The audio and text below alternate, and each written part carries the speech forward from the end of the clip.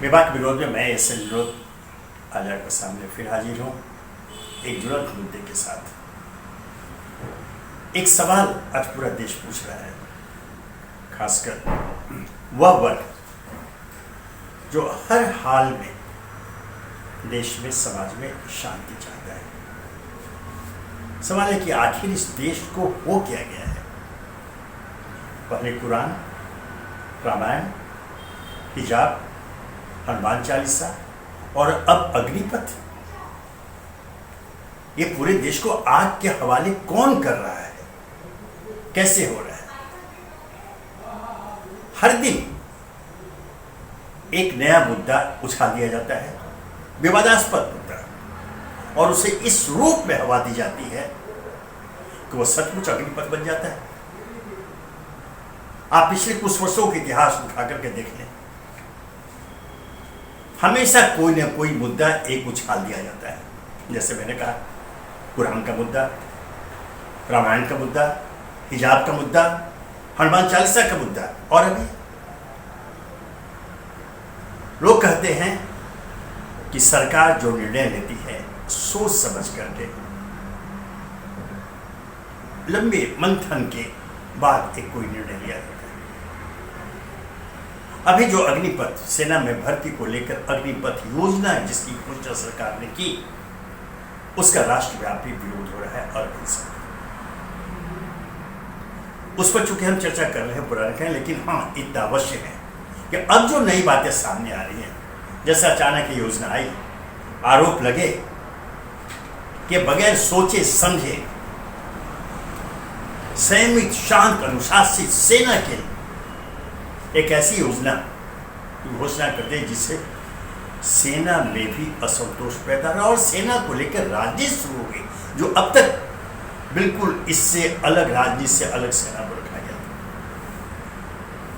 सारे राजदल इसमें कूद पड़े और अब आ रहा है कि नहीं, सोच समझ कर 2 वर्षों के विचार मंथन के बाद यह निर्णय लिया गया। एक नई बात सामने है और जो आशंकाएं प्रकट की गई थी वो 4 वर्ष की अवधि को लेकर के और 25% और 75% को लेकर के, अब उसमें जो शंकाएं हैं उसका निराकरण धीरे धीरे सरकार कर रही है। अभी पिछले दिन तीनों सेना के प्रमुख मीडिया के सामने आए, उन्होंने गिना दिया इसके फायदे। बहुत सारे वैसे बातें बताई गई जिस पर शंका थी और वो सामने ये कहा गया कि अगर ये सब बातें थी तो घोषणा के समय क्यों नहीं कहा गया। अब जब विवाद पैदा हुआ, जो शंकाएं प्रकट की गई, देश का युवा वर्ग सड़कों पर निकल गया और उनका जो शांतिपूर्ण प्रदर्शन था, जी हाँ मैं यहाँ बता देता, यह जो विरोध प्रदर्शन शुरू हुआ था बिल्कुल शांतिपूर्ण था। अचानक कुछ दिनों के बाद उसने हिंसक रूप ले लिया। यह एक जांच का विषय है। सत्ता पक्ष की ओर से, सरकार की ओर से आरोप लग रहा है कि विपक्ष ने इस मौके का राजनीतिक लाभ उठाने के लिए, समाज में अराजकता पैदा करने के लिए हिंसा का रास्ता अपनाया। यह हो सकता है, इसे बिल्कुल एक तरफ खारिज नहीं किया सकता, लेकिन यह अवश्य है कि सरकार जब ऐसी स्थिति पैदा होती है तो तत्काल इसका राजनीतिकरण कर देती है। सत्ता पक्ष भी इससे नहीं चूकता, उसका पूरा आक्रमण विपक्ष की ओर हो जाता है। जबकि इस मामले में अगर देखा जाए तो देश का प्रमुख विपक्षी दल कांग्रेस की ओर से, उनके नेताओं की ओर से, उनके अध्यक्ष की ओर से शांति की अपील की जाती है।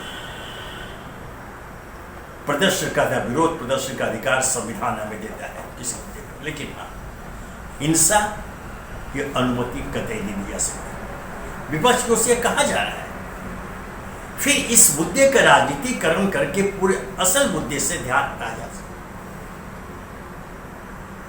जो भी हिंसा में शामिल है, जो ट्रेनों में आग लगा रहे हैं, जो सरकारी संपत्तियों में आग लगा रहे हैं, स्कूलों में अराजकता पैदा कर रहे हैं, सड़कों पर चलना मुश्किल हो रहा है, वो कभी भी राष्ट्रभक्त नहीं हो सकता, वो राष्ट्रद्रोही है।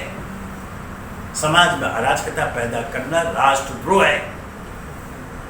उनकी पहचान कर उन्हें दंडित किया जाना चाहिए। विभिन्न राज्य सरकारों ने अपने अपने स्तर पर कार्रवाई शुरू भी की है, यह सराहनीय है। लेकिन जो मूल मुद्दा मैंने आज उठाया हुआ यह है कि आखिर ऐसे विवादास्पद मुद्दे एक निश्चित अंतराल पर कैसे उछाल दिए जाते हैं, क्यों उछाल दिए जाते हैं? क्या मंशा है सरकार की, क्या नियत है सरकार की? क्या वह स्वयं चाहते हैं कि समाज में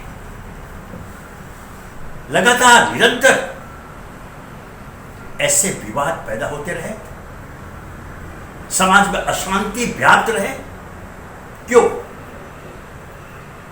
कुछ लोगों का कहना यह है कि सरकार जानबूझ के इसलिए करती है ताकि मूल मुद्दों से लोगों का ध्यान हट जाए, लोग विकास संबंधी उपलब्धियों या विकास संबंधी दावों पर कोई सवाल नहीं पूछे, उद्योग धंधों की जो हालत है छुपा उसको का सवाल नहीं पूछा जाए, महंगाई से त्रस्त समाज वो सामने आकर महंगाई की बात नहीं करे।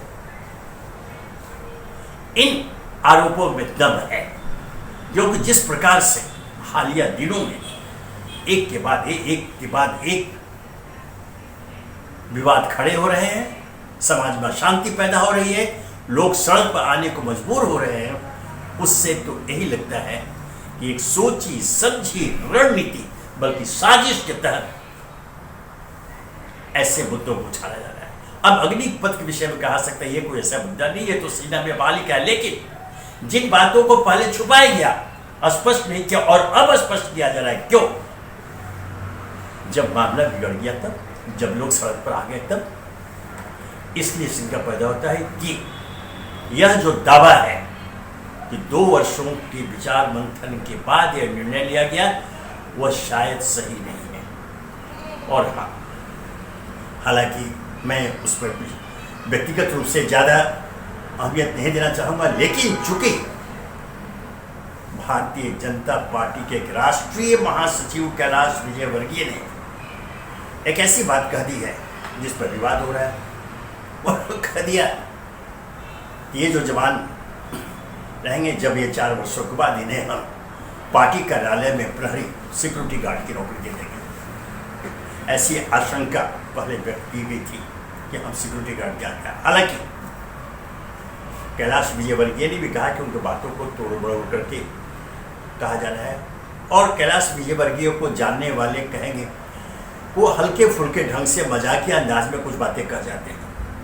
कोई भी व्यक्ति, वो भी भारतीय जनता पार्टी सत्तारूढ़ दल का राष्ट्रीय महासचिव, ऐसे टिप्पणी नहीं कर सकता।